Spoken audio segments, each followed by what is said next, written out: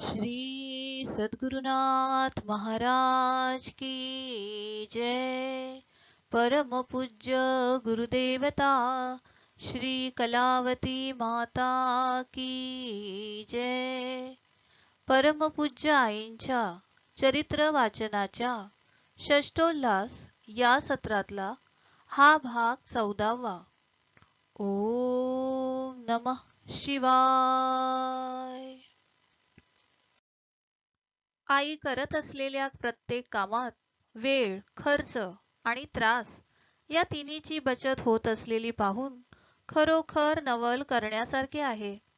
जितक्या अधिकाधिक सुखसोयी होतील तितका आळसाला वाव मिळतो आणि त्यामुळे वागण्यात शिस्त राहत नाही.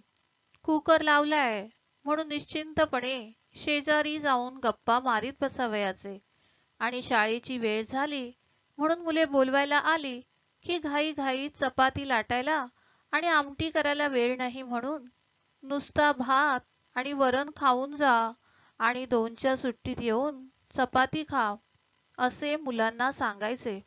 असे तुमच्याकडून घडते. संसारच धड होत नाही तर परमार्थ कसा साधणार असे एकदा आई म्हणाल्या होत्या. त्याची वरचेवर मला आठवण होते. एके दिवशी आईंच्या करिता म्हणून मुद्दाम मी पोळ्या करू लागले. इतक्यात आई माझ्याजवळ आल्या आणि विशालाक्षी, तुम्ही सर्व भात खाणारे लोक, तेव्हा या पोळ्या कुणासाठी करतीस? माझ्यासाठी? मी पोळ्या खाणार नाही हं. तुम्ही जे खाता तेच मला वाढले पाहिजे. कोणतेही पदार्थ माझ्यासाठी म्हणून मुद्दाम करीत जाऊ नकोस असे त्यांनी मला बजाविले. हे ऐकून मी स्तब्धच झाले. एके दिवशी आईंना चांदीच्या भांड्यात दूध द्यावे म्हणून मी पेटीतील फुलपात्र काढले. इतक्यात दूध उतायला आले म्हणून मी ते फुंकले आणि उतरून ठेविले. त्यावर ते फुलपात्र मी माझ्या पातळ्यांच्या निऱ्यांनी पुसू लागले.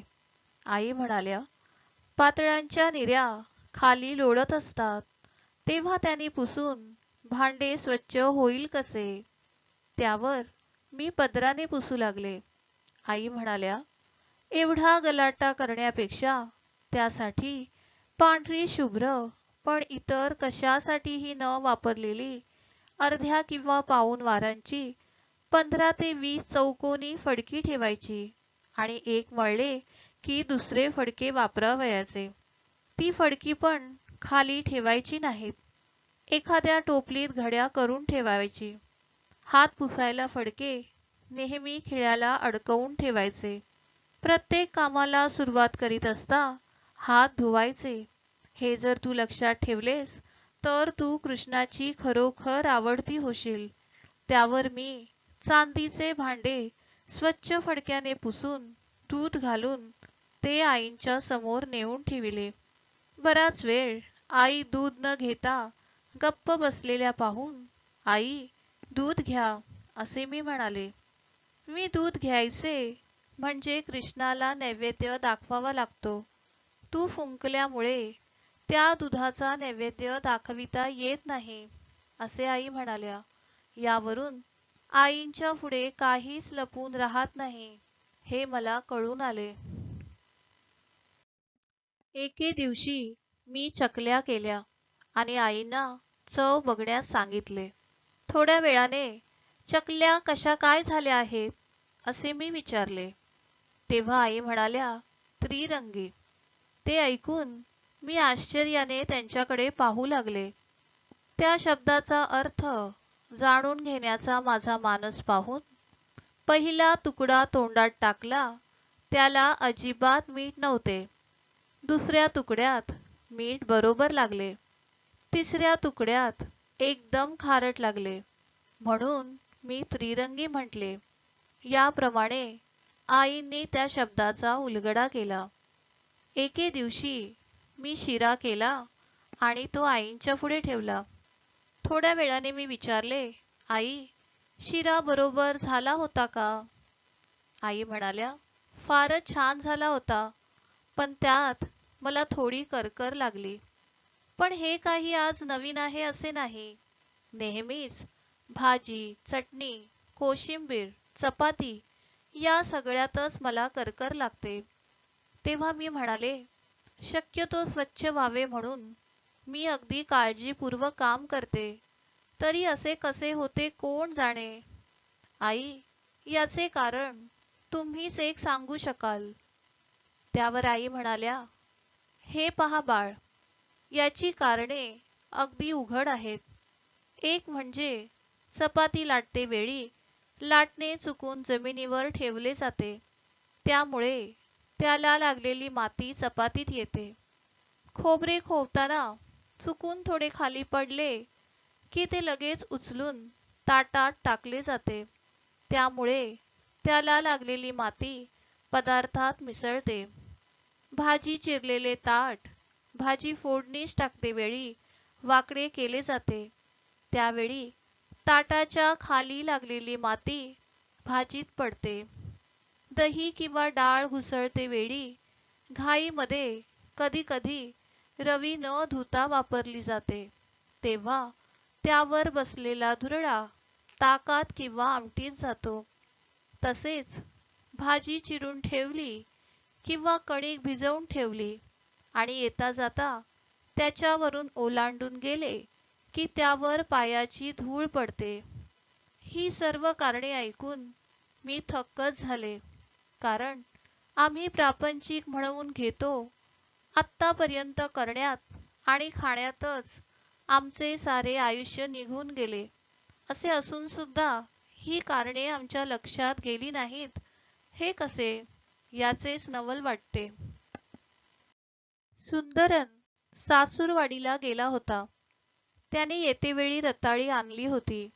त्यातली काही तो माझ्यासाठी घेऊन आला आणि म्हणाला, अम्मा, हे गड्डे तुम्हाला आवडतात काय? असे म्हणून त्याने 15 रताळी ठेवली. मी म्हणाले, मी रताळ्याचे कधी काही केलेले नाही.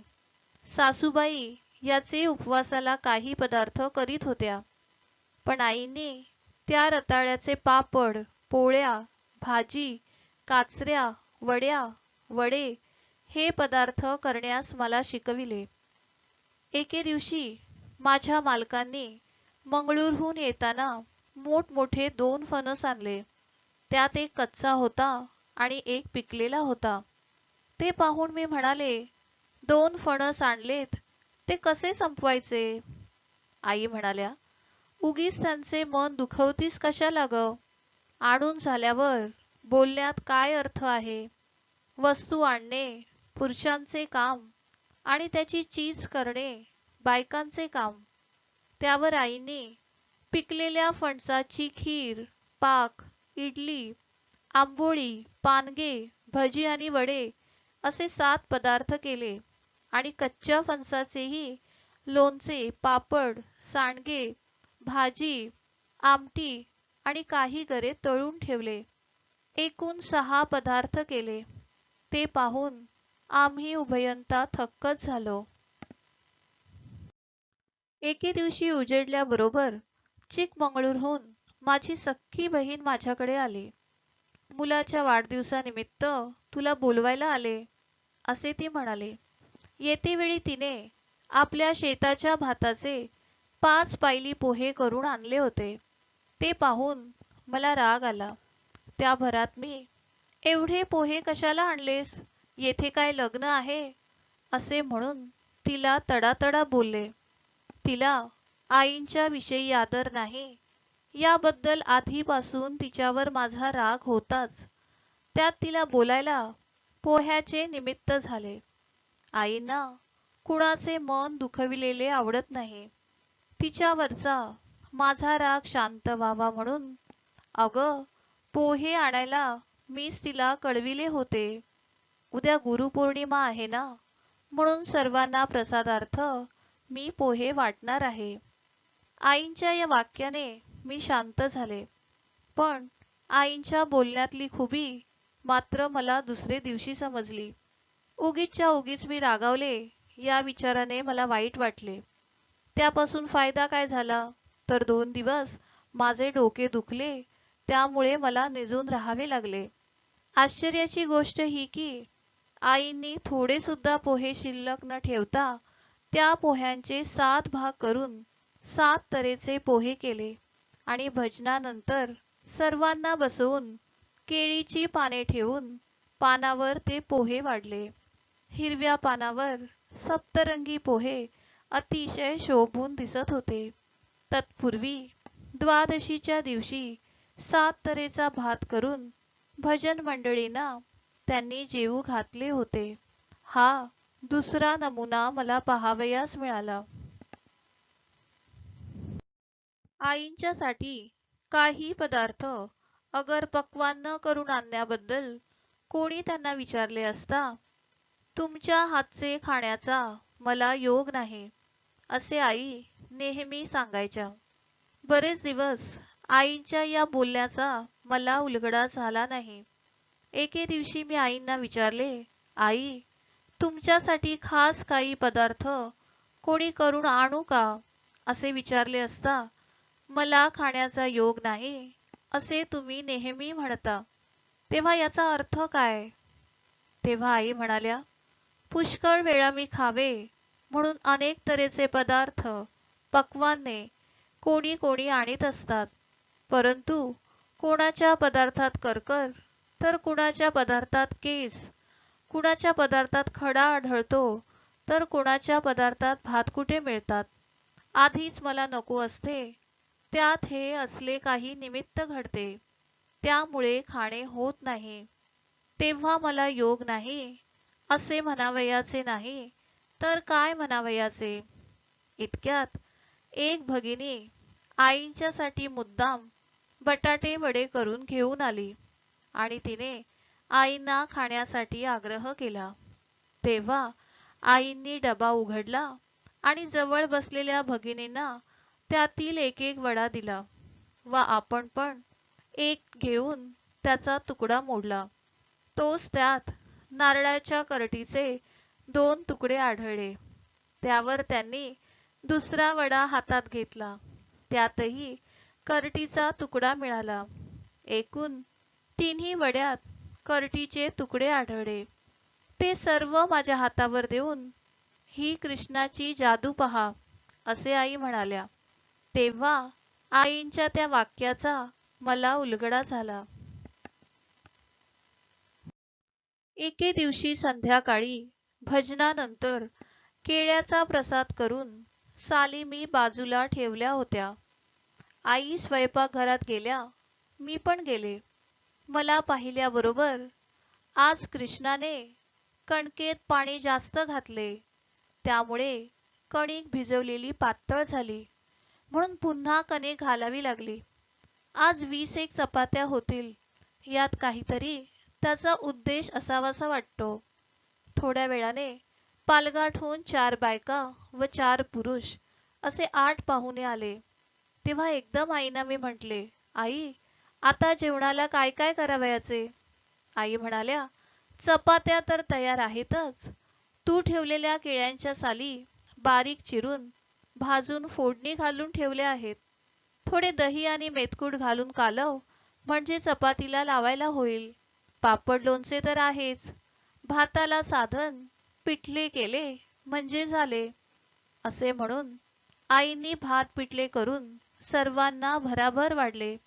रोजच्या पेक्षा आज कोणी जादा माणसे जेवणास होती, हे घरच्या माणसांना देखील न वाटण्या इतपत झटपट काम झाले.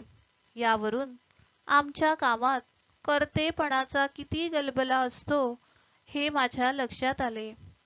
मेथीची भाजी, शेपूची भाजी निवडली की त्याचे देठ मी फेकून देत असे, पण आईंनी ते देठ वाटून त्याचा रस त्या भाजीत घालावयास सांगितला.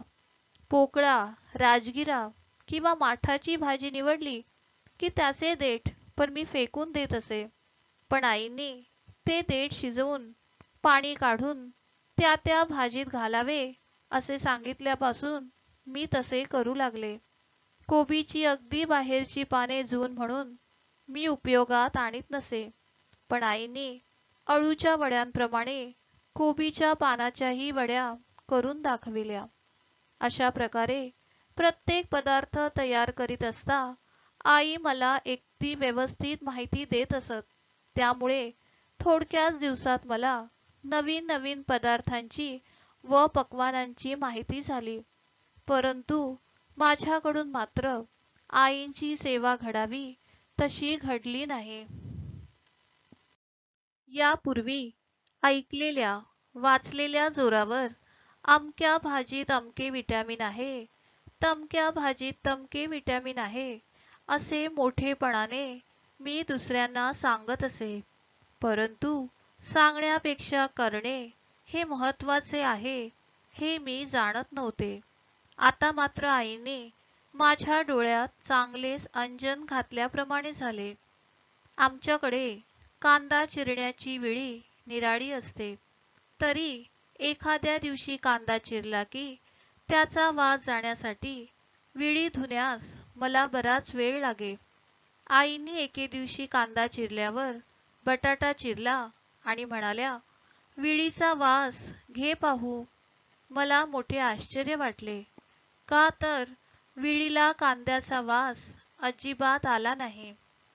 एके दिवशी रात्री मोरीत पाय घसरल्याचे निमित्त होऊन माझा पाय मुरगळला. दुसरे दिवशी ही गोष्ट आईंना सांगितली आणि पायाला लावायला औषध मागितले. आई म्हणाल्या, "काल माझा पाय पण घसरला होता, पण मी बोलून दाखविले नाही, कारण तू मोरी कशाने व कशी काय घासतीस हे प्रत्यक्ष पाहून मगच त्याबद्दल काय सांगावयाचे ते सांगावे असे मी ठरविले होते. मोरीत वरवर खराटा फिरवून उपयोग नाही. शेणीची राख किंवा वॉशिंग सोडा घालून घसा घासली पाहिजे. एकंदरीत व्यवस्थित संसार करावयाचा तर मेहनत ही केलीच पाहिजे. आयते सौख्य कसे लाभणार? पहाटे 5 वाजल्यापासून रात्री 10 वाजेपर्यंत जवळजवळ 18 तास मी काम करते असे सारखे तुला वाटते, पण त्याबरोबर आपण केलेल्या कामात व्यवस्थितपणा, टापटीप, स्वच्छता आहे का याकडे मात्र तू लक्ष देत नाहीस." आईंच्या या बोलण्यावरून माझी चूक मला समजून आली. एकदा मी केर काढला आणि तो भरून टाकून केरसुनी कोपऱ्यात ठेवली. ते पाहून आई म्हणाल्या, "केर काढला की तो कोपऱ्यात गोळा करावा आणि झाडणी खिळ्याला अडकवून मगच केर भरून टाकून हात धुवावे, म्हणजे झाडणी स्वच्छ राहते." एकदा कोनाड्यातील साबणाची पेटी माझ्या हातून थोडीशी तिरपी ठेवली गेली. आईंचे तिकडे लक्ष जाताच त्यांनी ती लगेच नीट ठेवली आणि मला उद्देशून आई म्हणाल्या, "बायकांनी व्यवस्थित पातळ नेसून दागदागिने घातले असता जसे त्यांच्या सौंदर्याला अधिक शोभा येते, त्याप्रमाणे प्रत्येक वस्तू नीटनेटकी ठेवली असता घर शोभिवंत दिसते." एके दिवशी आईंनी मला विचारले, "कसला ग तो आवाज?" मी म्हणाले, "कोंडम्मा, मोलकरीण, लोणी कडवलेले भांडे खरवडीत आहे." भांडे घासायला टाकण्यापूर्वी लोणी कढवलेल्या भांड्यात 1 चिमूट सोडा आणि थोडेसे पाणी घालून उकळले असते तर खरवडावे लागले नसते. पण तुम्हाला आवाजाची हौस फार, असे आई म्हणाल्या. एखादे काम हाती घेतले की ते पूर्ण होईपर्यंत आजूबाजूला लक्ष जाऊ देऊ नये म्हणून सारखे ओम नमः शिवाय म्हणत कामे करावी, कारण लक्ष अन्य ठिकाणी गेले की हाती घेतलेले काम बिनसते. आईंच्या या वचनाचा पुढे थोडक्याच दिवसात मला अनुभव आला. एके दिवशी मी विहिरीचे पाणी ओढीत होते. माझे लक्ष बाजूला खेळणाऱ्या मुलांकडे गेले. त्यामुळे झाले काय तर फासा सुटून घागर विहिरीत पडली. दुसऱ्या खेपेस पाणी घेऊन घरात जात असता रस्त्याकडे माझे लक्ष गेले. तेव्हा पाय घसरून हातातील घागर दगडावर आपटली गेली आणि तेणे करून नवीन घागरीला पोचा पडला. कोणतेही कर्म आमच्याकडून यथासांग घडावे म्हणून आई वेळोवेळी आम्हाला सावध करतात. एके दिवशी एक भिकारी गेटाच्या दारात उभा राहून भिक्षेसाठी याचना करू लागला. त्याला पाहून आई आत गेल्या आणि एका पानावर 2 चपात्या आणि भाजी घालून त्यांनी त्यास द्यायला आणली. तेव्हा मी 10 पैसे देऊन पाठविल्याचे त्यांना कळताच त्या म्हणाल्या, भिकाऱ्यांना पैसे देऊ नये. एक म्हणजे त्यांच्या व्यसनाला उत्तेजन दिल्याप्रमाणे होते, दुसरे म्हणजे तुमचा पैसा सत्कारणी लागला असे होत नाही. त्यामुळे पुण्याच्या ऐवजी पापाचा साठा होतो. जरी चहा कॉफी प्यायला तरी 10 पैशात पोट भरत नाही. त्यामुळे आशीर्वादही नाही. त्यापेक्षा भुकेच्या वेळी चपाती भाजी दिली असती तर तो खाऊन तृप्त झाला असता आणि त्यामुळे सहजच तुम्हाला आशीर्वाद मिळाला असता. ओम नमः शिवाय.